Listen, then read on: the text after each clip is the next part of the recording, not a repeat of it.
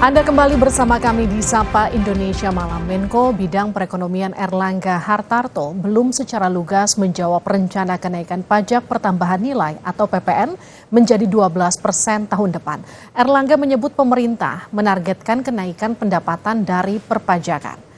Erlangga enggan berkomentar lebih banyak terkait rencana kenaikan PPN menjadi 12% mulai 1 Januari 2025. Erlangga menekankan akan mengerek penghasilan pajak dengan target kenaikan pendapatan dari perpajakan.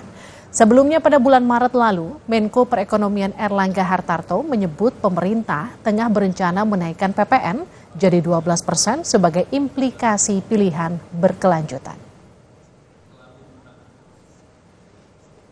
Yang pertama, strategi ke depan adalah bukan kerek PPN tapi kerek penghasilan pajak. Nah, tentu kerek penghasilan pajak diharapkan dengan implementasi daripada sistem yang lebih baik.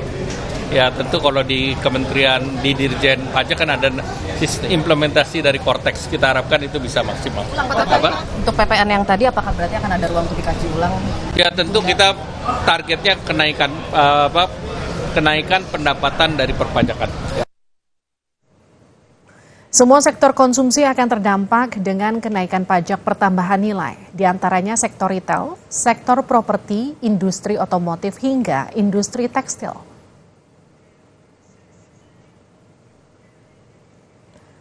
Sementara sektor yang tidak terdampak dari kenaikan PPN adalah kebutuhan pokok, jasa kesehatan, jasa pendidikan, jasa pelayanan sosial seperti panti asuhan termasuk biaya pemakaman.